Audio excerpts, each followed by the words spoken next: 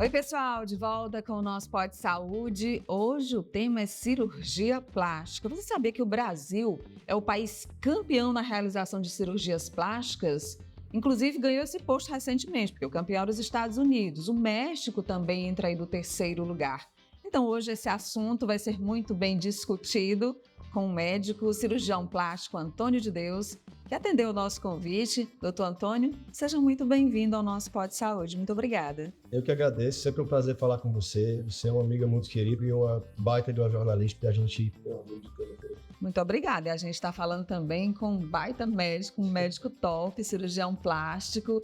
Por que você escolheu essa carreira? A cirurgia plástica lhe conquistou aonde, doutor? Nádia, eu acho que foi em alguns pontos, assim. Eu acho que é uma das poucas áreas da medicina que é uma mistura muito próxima de arte e com ciência, né? Então, assim, ao mesmo tempo que a ciência tem estudo, tem artigo, tem um monte de horas sentada na cadeira para aprender, mas também ela é muito artística, né? Então, isso dá uma subjetividade que me encanta, assim, é uma coisa muito interessante você cada dia acordar para fazer uma arte diferente. Nunca um vaso de um artesão é igual ao outro, né? Então, esse processo artesanal, essa falta de rotina, isso é muito interessante, essa fusão. Mas foi durante o curso de medicina ou antes, quando eu já pensava em ser médico, já sabia, eu quero ser médico para ser cirurgião plástico? Não, eu não pensava quando criança, quando adolescente, em ser cirurgião plástico. Eu gostava muito da ideia de ser médico e durante o curso eu fui me encantando. Eu sempre quis ser cirurgião, assim, sabe? E quando eu fui fazer a cirurgia, que tive um contato mais próximo com a plástica, aí, bom, é isso aqui. É o dia a dia do consultório, é o dia a dia dos centros cirúrgicos, é o dia a dia, muitas vezes, daquela estrutura que, inclusive, é montada para cirurgias menores. Mas a gente vai falar, inicialmente, sobre a cirurgia plástica campeã no mundo, que é a lipoaspiração. Aqui também não é diferente. E por que as mulheres querem tanto a lipo? Não é diferente. A lipo, ela é a cirurgia mais realizada no mundo, né? A estatística nacional, a estatística internacional fala que a lipo é a campeã em número de procedimentos. Porque a gordura localizada é uma pedra no sapato, né? Essa é a verdade. Sim. E é muito difícil. E quando a gente fala mulheres, é porque as mulheres buscam mais, né? Isso, de 80% a 90% das cirurgias plásticas, essa também é uma estatística internacional e nacional, sempre bate, 80% a 90% das cirurgias plásticas são feitas nas mulheres, né? E o homem fica ali entre 10% a 20%.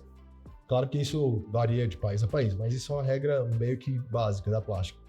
E a lipoaspiração, ela tem tanto sucesso em relação a outras cirurgias, porque ela não tem alternativa, assim, não tem muito o que você fazer para aquela gordura localizada. Então, é difícil tratar um flanco, é difícil tratar o famoso potinho, é difícil tratar um culote sem a lipo, porque ela vai direto ao ponto, você vai lá e aspira aquela gordura, né? Aí quando eu falava em cirurgia plástica e lipoaspiração, eu só lembrava da barriguinha, mas aí a lipo você tem as opções de fazer em todo lugar, né? Aqui no braço, atrás, nas costas, e tem paciente que realmente quer o pacote, né? Sim, você pode fazer uma lipo total, né? Que é uma lipoescultura do dorso, da frente, do braço, da papada. Você pode escolher uma área por vez e fazer isso também com cirurgias menores, né? E também a lipo ela é uma cirurgia complementar de muitas outras cirurgias. Então, por exemplo, você vai fazer uma cirurgia da mama. Às vezes a pessoa quer mexer na mama, mas ela tem uma gordura aqui da axila, da lateral, termina fazendo uma pequena lipo. Ou ela vai fazer uma cirurgia no rosto, né? Um lifting de face para subir o rosto. Ela lipa um pouquinho no pescoço. Então, a lipo ela está presente em praticamente todas as cirurgias plásticas. Se você for olhar, mesmo que de pequeno porte, você vai fazer um pouco de também. Quando a gente, em outros tempos, algumas décadas, 2 ou 3 décadas atrás, a gente ficava muito impressionado com os vídeos das cirurgias de lipoaspiração. Muita gente tinha muito medo, pode perfurar outros órgãos, né? A força que é impressa para aspirar a gordura. Qual é a evolução da lipoaspiração? A lipoaspiração é uma cirurgia que, quando você faz tecnicamente no padrão, ela é um procedimento muito seguro, né? Eu sempre falo que é uma pergunta muito comum na consulta, né? Doutor, qual é o risco de uma cirurgia como essa? Eu sempre comparo, por exemplo, para você atravessar uma rua. Se você atravessar uma rua de dia, na faixa, sóbrio, olhando para um lado para o outro, caminhando devagar, muito provavelmente você vai chegar em segurança do outro lado da rua. Se você atravessar uma rua de noite, de olhos vendados, bêbado, no meio da rua, fora da faixa, correndo, a chance de você ter um acidente vai aumentando. Então, a lipoaspiração ela evoluiu muito nos últimos anos. E esses cuidados para atravessar essa faixa de segurança, eles também se intensificaram. Então, hoje a gente tem equipamentos mais seguros, que você consegue preparar a gordura antes, ela não fica tão dura, ela fica amolecida, existe um equipamento para isso. Outro equipamento para tremer um pouquinho a máquina que vai aspirar, para não precisar de força. Depois você pode tratar a flacidez sem precisar tirar a pele e puxar demais. Então, existem muitas tecnologias que auxiliam nisso. E claro, você não pode fazer lipo em qualquer lugar, com qualquer profissional, com qualquer equipe, de qualquer jeito, né? Vou fazer de maneira segura. Isso nunca vai zerar o risco, porque nada na vida zera o risco. Qual é a grande questão da cirurgia plástica? É que ela dá muita audiência, ela dá muita mídia. Então, enquanto a gente está aqui conversando, tem milhares de cirurgias plásticas acontecendo. Se acontecer algum imprevisto, alguma fatalidade, isso se espalha muito rapidamente. Por exemplo, a gente teve recentemente o caso de uma jovem de 29 anos, ficou nacionalmente conhecido esse caso e foi muito debatida a questão da segurança na cirurgia plástica, né? Ela tinha um lipoedema no joelho, foi aspirar e morreu. Fez todos os exames, o médico era credenciado, o hospital era um bom hospital. O médico, ele prepara todo esse ambiente com segurança. Mas existem as fatalidades, né? Existem as fatalidades. Eu gosto de comparar com a aviação também, né? Se a gente está aqui conversando e cai um avião lá na Indonésia, o mundo inteiro fica sabendo, dá muita mídia. E existem milhares de aeronaves nesse momento sobrevoando a órbita terrestre. Então, uma fatalidade ou outra vai acontecer, infelizmente, porque é estatístico isso. Então, nós não temos muitos detalhes do que aconteceu com essa paciente, com essa moça. O que a gente sabe é que os protocolos de segurança foram cumpridos. Quais são esses protocolos de segurança? O protocolo é uma boa consulta. Você saber antes quem você vai operar, o médico saber conhecer a paciente conhecer o médico. Você fazer os exames adequados, fazer os ajustes que forem precisos antes de ir lá. Conversar com o seu anestesista antes. Conhecer a estrutura do hospital, né? O cirurgião que indicar um hospital decente, indicar uma clínica decente para fazer o procedimento, no nosso caso. Saber que depois da cirurgia precisa estar muito perto e durante a cirurgia tem que usar os equipamentos de segurança. Então você não pode fazer de qualquer jeito, né? As fatalidades, elas podem acontecer, estamos todos sujeitos, né? Eu não tenho certeza se chego na minha casa vivo hoje depois do nosso bate-papo, né? A gente não sabe o que vai acontecer no segundo que vem à frente. A gente precisa trabalhar de mão dada com a estatística, com a segurança e fazer o possível para minimizar os riscos, né? Esse é o nosso trabalho diário. O que é uma lipo HD? Você falava muito de lipo HD, e aí a gente vem com a mini lipo. Então, assim, os termos vão variando pelo avanço da tecnologia, pela segurança ampliada, às vezes, de fazer um procedimento menor num ambiente que não seja, por exemplo, um centro cirúrgico hospitalar, que dá para fazer num ambiente de consultório mais cercado dessa segurança. Sim. Lipo, ela tem o mesmo mecanismo, sabe? Existem vários termos, às vezes é uma questão comercial mesmo, sabe? Um cirurgião usa um termo, B usa o outro, aí sai um livro, sai numa revista, sai num artigo, sai num blog. Mas lipo, ela tem o mesmo mecanismo, que é aquela gordura localizada será aspirada e vai ser feito um desenho naquela área do corpo. Lipo é um artesanato. É um artesanato numa pessoa. Então, aquele artesanato ele vai ser feito numa área, em 2 áreas, em 3 áreas, nas costas e na frente, tudo de uma vez. Então, precisa entender que lipo é tratamento de gordura localizada. Doutor Antônio, é muito comum, eu dizia sempre assim, que o cirurgião plástico é um médico que já recebe o diagnóstico do paciente, porque o paciente chega no consultório e já diz, eu quero mexer no nariz, eu quero colocar prótese de silicone, quero fazer a lipo. Então, é entender muitas vezes, uma angústia, passa por toda uma questão até psicológica também, a decisão de uma cirurgia plástica. Claro, a lipoaspiração, a prótese de mama, a rinoplastia, qualquer cirurgia plástica, ela é muito diferente das outras cirurgias realizadas pelos outros colegas cirurgiões de outras áreas. Por quê? Porque a pessoa ela vem para tratar muitas vezes uma dor subjetiva, né? Não é uma dor de uma hérnia, não é um tumor que está crescendo naquela pessoa, é uma dor subjetiva. Ela quer uma melhor estética para melhorar outra área da vida dela.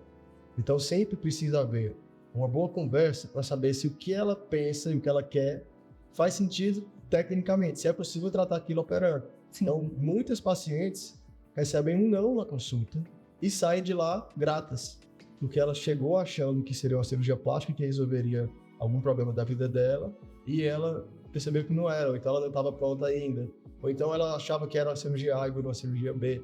Então, existe muito isso. É preciso entender. Primeiro, eu gosto de deixar meus pacientes falando assim, por 10 minutos, eu não interrompo. Eu deixo ela desabar tudo que ela gostaria de desabafar. E ela fala o que a cirurgia plástica poderia ajudar. Aí eu vou entender se eu consigo ou não ajudá-la. Se eu conseguir, é um bom prazer, porque realmente o que a cirurgia plástica pode fazer pelas pessoas é incrível. E isso é muito além da estética, né? E a gente vê, Nádia, muitas vezes a pessoa cuida da casa, o carro está sempre limpo, a roupa é impecável, a bolsa é nova. Mas ela esquece de cuidar da casa de verdade que a gente mora, que somos nós mesmos, né? Nosso corpo, o nosso espírito, a nossa saúde, ela é muito mais importante do que qualquer objeto inanimado, qualquer objeto material. E a cirurgia plástica, ela entra nisso. Isoladamente, ela não vai mudar tudo. Ela é um complemento de uma boa hábito de vida, você dormir bem, você ter boas relações afetivas, você se exercitar, você comer bem. Tudo isso junto com a cirurgia plástica, isso é saúde, é a saúde mais importante, né? Que é a aparência, a nossa estética, a gente tá se gostando, a gente tá se amando. Isso não é pouco. A gente falou aqui da lipo, falamos muito da lipo, mas a prótese de silicone também é uma das cirurgias campeãs, né? De procura nos consultórios dos cirurgiões plásticos. E também houve evolução nesse procedimento, né? Sim, nas cirurgias corporais, a lipo vem em primeiro e a prótese vem em segundo, né? Nas faciais, a blefaroplastia é campeã. Vamos explicar o que é a blefaroplastia. Isso, e a blefaroplastia é a cirurgia das pálpebras, Da né? pálpebra. Pálpebra caída, bolsa de gordura, e em segundo lugar vem a rinoplastia. Mas respondendo a sua pergunta em relação à mama, houve sim uma evolução de conceito. Primeiro porque acho que as pessoas, felizmente, pararam de procurar grandes distorções, né? Isso é uma coisa que a gente já não vê tanto, né? De querer uma mama que não cabe na pessoa. Tipo um exagero mesmo, que salta aos olhos e fica aquela coisa estranha. Como também não é um outro assunto que daqui a pouco a gente pode abordar, que não tem muita relação com a cirurgia plástica, mas muitas deformidades até faciais, de tantas interferências, né? Que você faz, às vezes, sem ter esse bom senso. E em muitos casos aí acaba aquela coisa, meu Deus, o que é isso? Então, imagino que com a prótese de mama também tem acontecido isso, porque a gente viveu muito aquele período das próteses enormes, que as mulheres adoravam exibir com roupas decotadas, mas aquela mama realmente visível. Não, eu tô olhando e tô vendo que é uma prótese gigante. E não é natural, né? E não fica natural. A cirurgia plástica bem executada, ela não pode ser chamativa, sabe? É ressaltar o que a pessoa já tem de bonito. Tirar alguma coisa ali que incomoda, mas ressaltar o que ela já tem de bonito. Então, não pode pegar uma criatura que não foi programada para aguentar meio litro de prótese de cada lado e colocar, assim, não é compatível com aquela anatomia, com aquela biologia, sabe?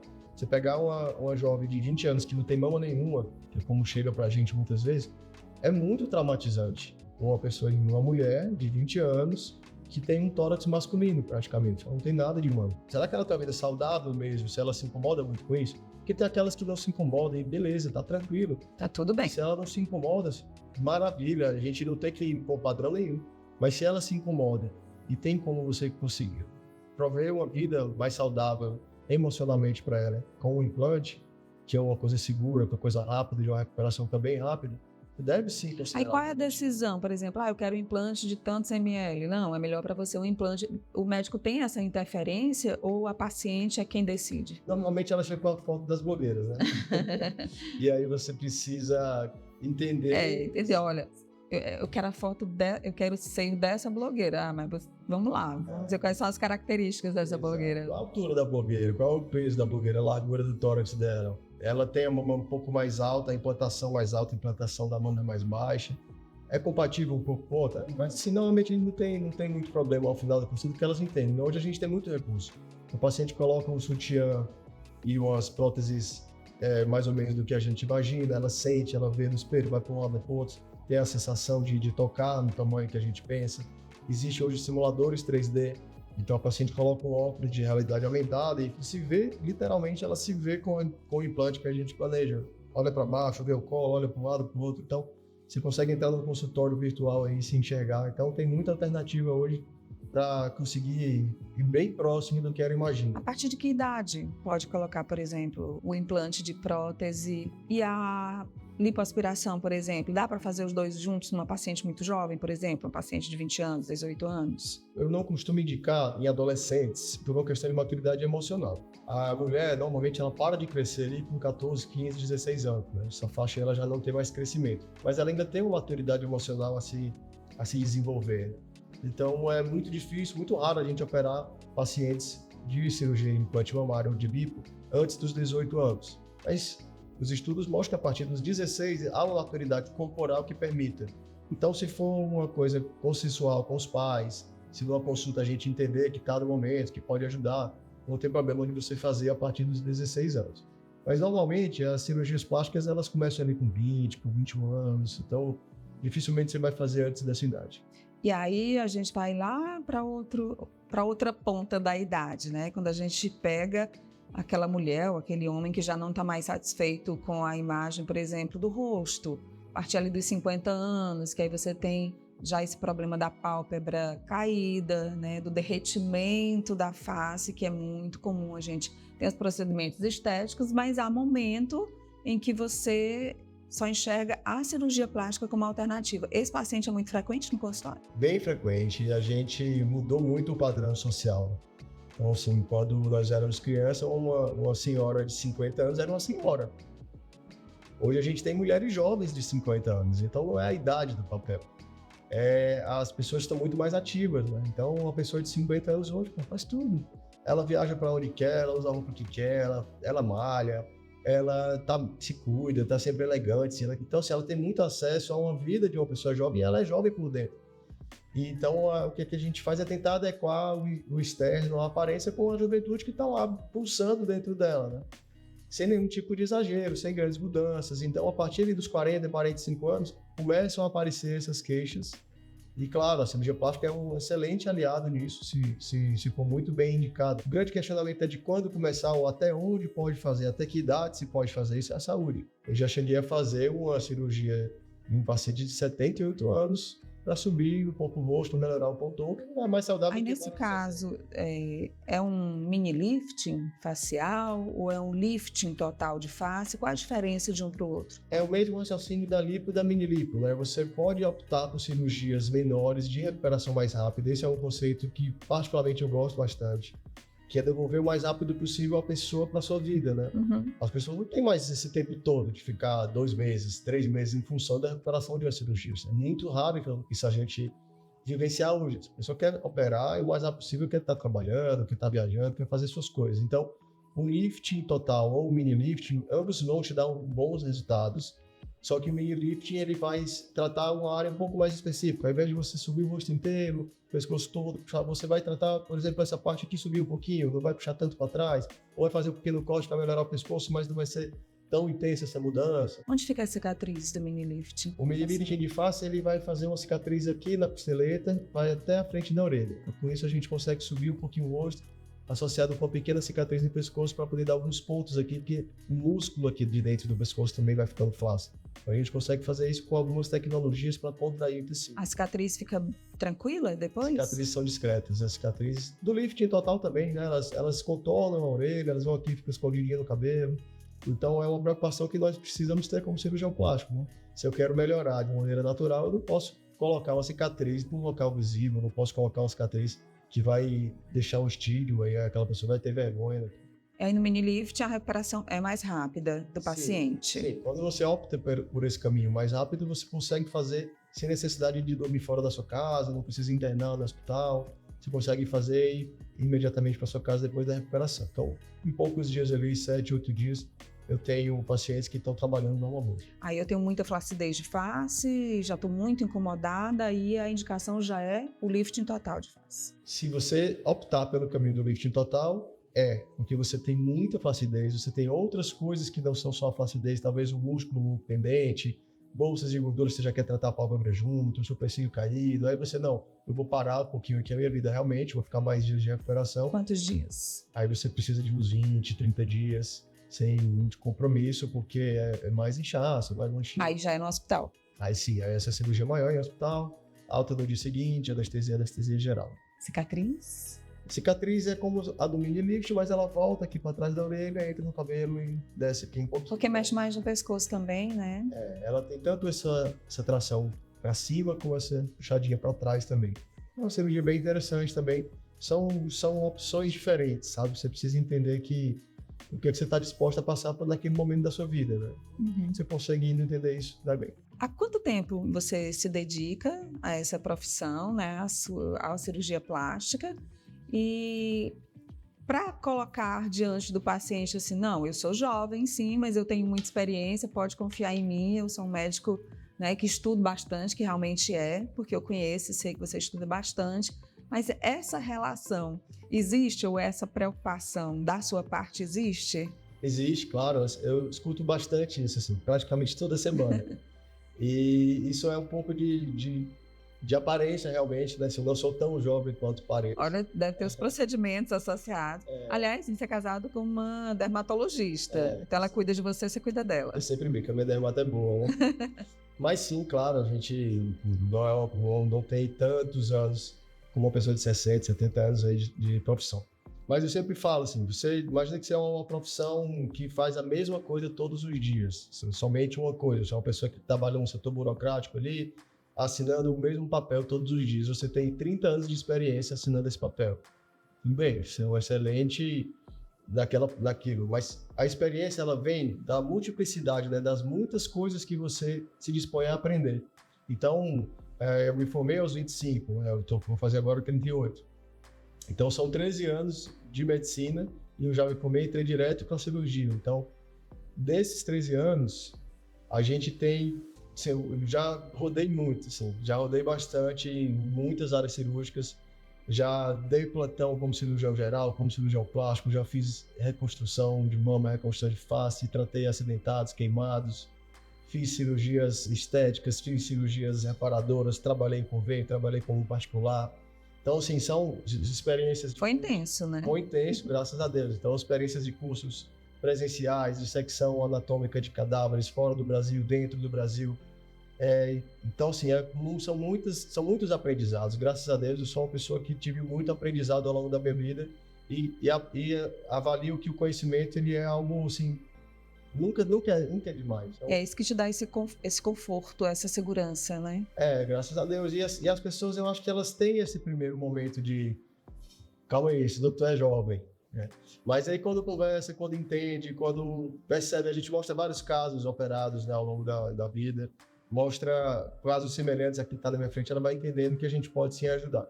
E nessa transição toda, nesses anos todos, a gente começa a deixar de fazer algumas coisas, né? Então, apesar de eu já ter rodado muito e já ter feito diversas cirurgias diferentes, muitos cursos, a gente vai deixando de fazer algumas para se especializar cada vez mais em outras, né? Então, as cirurgias que a gente se propõe a executar hoje são poucas. E essas poucas a gente vai incluindo, né? Você vai focando, afunilando e aperfeiçoando, porque tem muita tecnologia que vai chegando para ajudar os médicos e cirurgiões plásticos. Queria que você falasse algumas dessas tecnologias, porque não é só o fato de ir para o centro cirúrgico ou no ambiente ambulatorial seguro que você pode fazer o procedimento e não é só abrir, costurar e puxar a pele, tem muita tecnologia à disposição. E eu também sei que o senhor é uma pessoa muito curiosa, assim, e também que investe muito nisso, né? Em trazer tecnologias para os seus pacientes. Esse conceito, Lária, de pegar uma pessoa, assim, quer operar? Quero. Me paga que eu te opere. Essa relação puramente comercial, vai lá e senta aqui que eu faço, isso tá bem equivocado, assim, não pode ser dessa forma, sabe? Ultrapassado isso, né? Não é desse jeito, sabe? Eu sempre falo para os pacientes, eu vivo do meu trabalho, mas eu não trabalho pensando se eu vou ter um retorno financeiro imediato com aquela pessoa a ponto de sair vendendo. Eu não sou um vendedor, né? Eu sou um médico. Então, essas tecnologias todas que a gente se propõe a utilizar é para o bem-estar da pessoa, é para a segurança e é para um resultado melhor dentro do que ela quer. Então, por exemplo, hoje uma pessoa vai fazer uma cirurgia plástica, ela passa numa consulta, por exemplo, ela já foi entrevistada antes pela nossa equipe para saber as preferências, para saber se ela vai querer operar para algum tipo de evento, ou se de repente ela vai casar, ou ela vai ser madrinha, ou o filho dela vai nascer, o que ela está pensando, para quando ela está pensando em operar, enfim. Então a gente tem essa preocupação do antes. Chega lá, ela vai fazer uma análise corporal na bioimpedância, por exemplo, que é uma máquina que vai dizer o que tem no seu peso. É gordura, é massa óssea, é proteína, como é que está a sua massa de gordura dentro e fora do abdômen, enfim. Aí ela vai fazer a consulta, ela faz aquela simulação 3D. Então, mais uma tecnologia para ela visualizar como poderia ficar uma papada, um queixo, uma pálpebra, uma mama. No dia que ela vai operar, ela usa um aquecedor para não ficar com hipotermia, né, para não ficar tremendo depois. A gente usa uma máquina para derreter a gordura quando faz um lipo. Usa outra que treme a pontinha da cânula para aspirar sem precisar fazer força.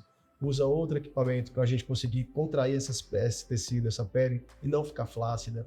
Ao final, ela vai para o quarto, no dia seguinte ela faz uma câmara hiperbárica, que é um oxigênio pressurizado, que ela vai respirar num outro ambiente para poder melhorar a recuperação, não ficar tão inchada. E depois que ela termina a fisioterapia, entra com laser, ela entra com o estimulador da circulação aqui do pulso. Então, são tecnologias que a gente vai adicionando na prática que auxiliam demais. Eu tenho um robô de WhatsApp dando orientação diariamente para os pacientes, depois que ela opera, para ela entender, hoje vai estar inchado, hoje vai estar um pouquinho vermelho, o banho hoje é dessa forma, a comida é dessa outra forma. Então, além da tecnologia, tem a equipe também, tem as pessoas também. Então, eu não posso fazer uma cirurgia que vai durar amanhã e à tarde e essa pessoa ficar desassistida. Então, aliás, é um trabalho de concierge, né? Você que tem esse time todo ali dando assistência, dando suporte, porque o médico comanda e a equipe ajuda o paciente a seguir os passos com mais segurança. Sim, a gente investe bastante em equipe, né? Porque a paciente precisa sentir esse acolhimento. É um momento de fragilidade, né? Não interessa se a paciente que eu estou operando ali é presidente, ou ela é médica, ou ela é bombeira e está acostumada a entrar e apagar incêndio. Não interessa o que ela faz na vida, ela é uma paciente como qualquer outra. E aquela pessoa que está lá, ela fica fragilizada. Então, não pode ficar tudo nas costas do cirurgião. Então, eu tenho uma equipe muito grande, eu acho que os colegas que optam por esse caminho, eles ficam mais tranquilos de dar uma boa assistência, né? A enfermeira que dá assistência, sempre opera com outro cirurgião, outra cirurgiã, tem essa equipe que vai da casa da pessoa, ela vai várias vezes na clínica. Então, essa proximidade ela é muito importante para a pessoa se sentir bem, se sentir segura e para monitorizar mesmo, para ver, tá tudo bem, tá de acordo com a evolução que eu espero daquela cirurgia. Então, o conceito de trabalhar em equipe ele é fundamental, é pedra fundamental no tratamento. A gente falava sobre a tecnologia, você falava sobre o conhecimento e essa sede de conhecimento, de buscar as novidades, é um radar que está assim voltado para o mundo inteiro, né? Lançaram nos Estados Unidos, na China, no Japão, uma tecnologia tal para o olho, para a face, para o lábio, para o nariz. Você está sintonizado nisso tudo? Esse radar está ligado 24 horas por dia. A gente vive no mundo de alta velocidade de comunicação. Então, o equipamento que a gente consegue fazer hoje, se você for em Dubai, em Londres, em Tóquio, é exatamente o mesmo.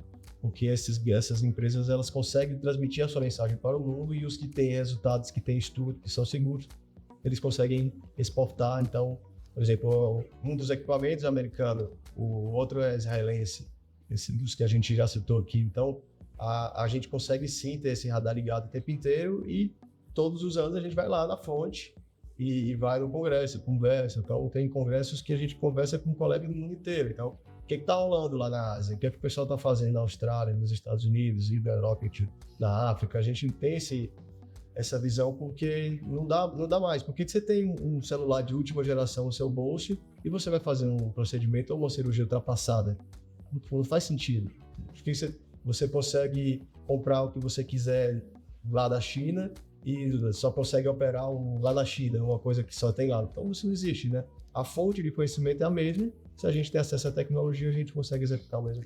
Qual é a sensação do médico cirurgião plástico depois de alguns meses, ou depois de um resultado alcançado, e o paciente chega e diz: doutor, muito obrigada, eu sou outra pessoa, recuperei minha autoestima. O que você sente nessa hora? Eu amo o que eu faço, Nath, então eu sou um pouco suspeito para essa resposta. Eu gosto bastante do que eu faço, eu acredito firmemente que o que eu faço com as minhas mãos eu consigo melhorar a vida das pessoas. Então, assim, isso é uma coisa que para mim é muito natural. Então, quando a pessoa passa por essa transformação e eu entendo que, poxa, às vezes eu coloquei uma prótese na mama, eu operei uma pálpebra e ela volta maquiada. Então, assim, ela volta com um colar novo, ela volta de batom e ela chegou tão murcha muitas vezes, tão tristinha. Então, poxa, valeu a pena que ela passou. Eu sempre falo também que não são só flores, né? Tem paciente que fica, poxa, doutor, eu queria mais. Tem gente que fica viciada em cirurgia plástica? Tem. Eu não diria que é um vício.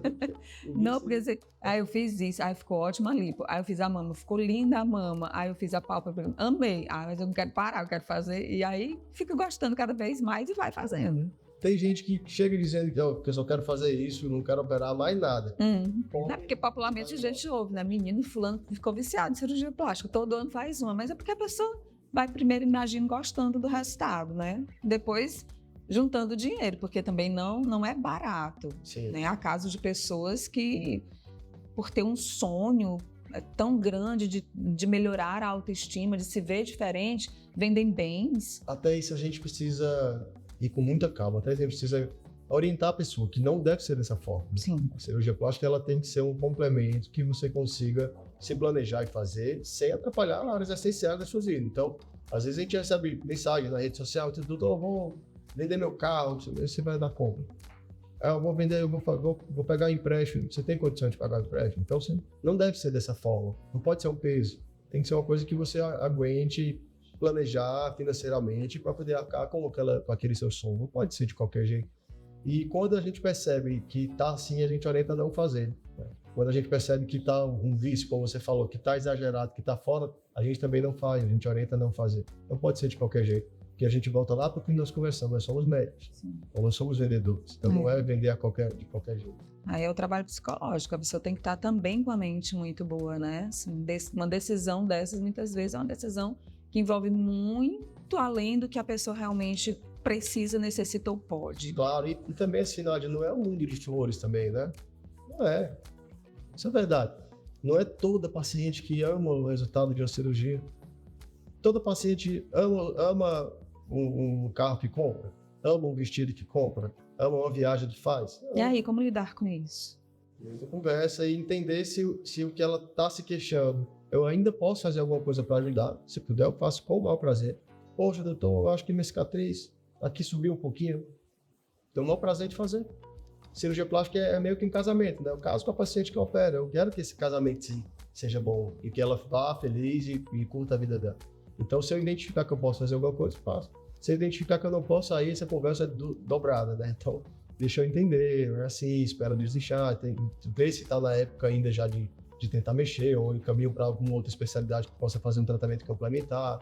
Mas é importante entender. Então, se você faz uma cirurgia, imagina, você vende sua casa, vende seu carro, bota toda a expectativa de melhorar a sua vida e ainda assim você não gosta do jeito que você imaginava. Imagina. Não sai como você pensou. Aí a gente tem, por exemplo, casos de mulheres que já tiveram seus 2, 3 filhos, não ficaram felizes depois com o corpo, com a mama mais flácida, com a barriga com estrias, aí fica pensando, nossa, como era o meu corpo antes de eu ter os meus filhos? Será que eu consigo reconquistar isso? E aí na conversa com o marido, é importante também esse feedback e esse apoio. Não, vai fazer, você quer, você pode, nós podemos, faça, você vai se sentir melhor, vai ser melhor para todo mundo. É muito importante isso, né? Claro.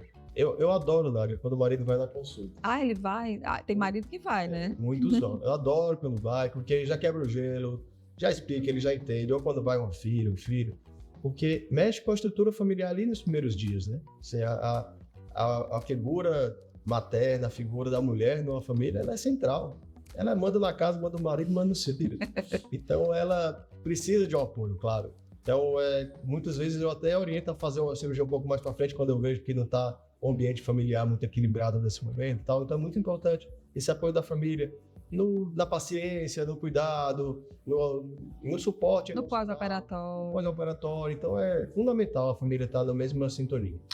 Doutor Antônio de Deus, a gente falava lá no começo sobre a sua vontade de ser cirurgião plástico e você dizia que podia fazer uma arte todo dia. Então, eu queria assim, entrar um pouquinho na vida pessoal. Gosta de arte? Quais são os seus gostos? Porque quando eu quero fazer uma arte, já pensou, por exemplo, em ser pintor? Ou admira alguns pintores? Como é essa vida aí? Eu gosto, Nádia, eu gosto como um curioso, assim, não como um grande estudioso do assunto, mas eu gosto bastante de arte, assim. Desde pequeno tive muito contato com música, então tive a felicidade de aprender a tocar vários instrumentos. Vários instrumentos? Quais? Eu fiz muitos anos de aula de piano e o piano me abriu as portas para outros instrumentos. Então, não sou nenhum profissional, mas toco um pouco de bateria, de guitarra, de cavaquinho, de percussão. Dá pra montar uma banda sozinho. Só que não dá pra tocar todos os instrumentos. Sozinho a gente para muita coisa, mas dá pra tocar alguns instrumentos e tenho transmitido isso pros meus filhos, assim, eu acho um barato. São quantos filhos? Eu tenho um casal, eu tenho o Tom de 5 anos e a Alice de 3, o Joyce. E a gente sempre estimula também eles. Isso não é uma imposição, assim, você vai gostar de música, você vai gostar de escultura, de arte, de museu. Mas o exemplo arrasta, né?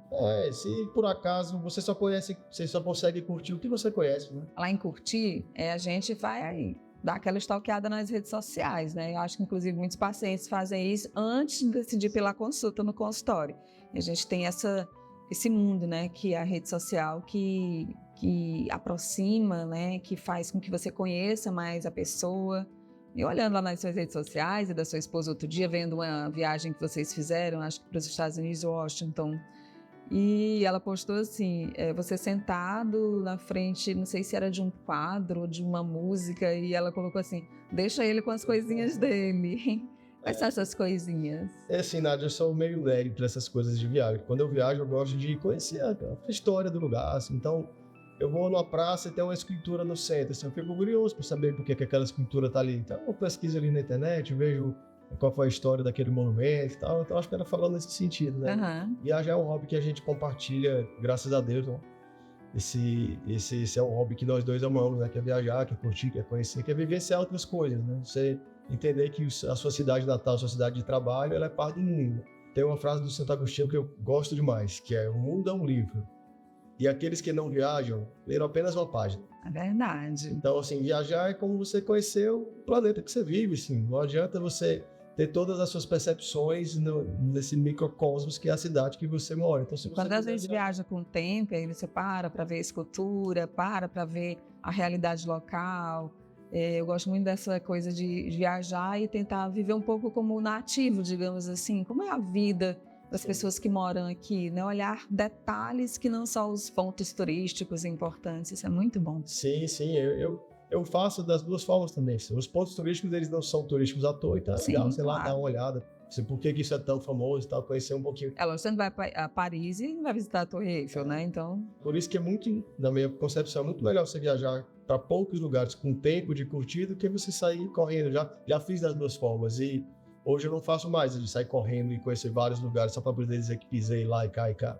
Então é melhor você passar mais tempo, conhecer. E a viagem é melhor sempre a próxima, né? Assim, não precisa ser uma viagem super chique ou uma viagem lá para um lugar maravilhoso. Não. Às vezes uma cidade próxima aqui de Teresina, ou um estado vizinho, ou dentro do Brasil mesmo, aqui no Nordeste, você tem experiências fantásticas, assim. Então a próxima viagem é sempre além. Né? Cirurgião plástico se cuida? Me cuido, assim. Não posso dizer que sou o cara mais disciplinado com o autocuidado, assim. Claro, tem os meus momentos de não estar 100% na regra, mas me cuido sim, eu procuro ter uma alimentação adequada, já me exercitei hoje, então eu me exercito pelo menos 3 ou 4 vezes na semana, não cometo grandes excessos, assim, eu me considero assim, alguém que se cuida. Muito jovem, não deve ter feito nenhuma cirurgia plástica ainda, por enquanto só alguns procedimentos estéticos ali com a dermatologista. Já fiz alguns procedimentos com a minha esposa, né? Eu sempre falo, quando me chamam de quem é dermato, é boa. Mas a cirurgia ainda não. Mas quero fazer, assim. Tô paquerando com a ideia de fazer uma mini-lipo. Ah, é? Olha aí, gente. Já fica aqui essa confissão de bastidores. Eu queria agradecer por essa conversa. Acho que foi muito bacana. Falamos de muitos temas importantes, de muitas reflexões que devem ser feitas também.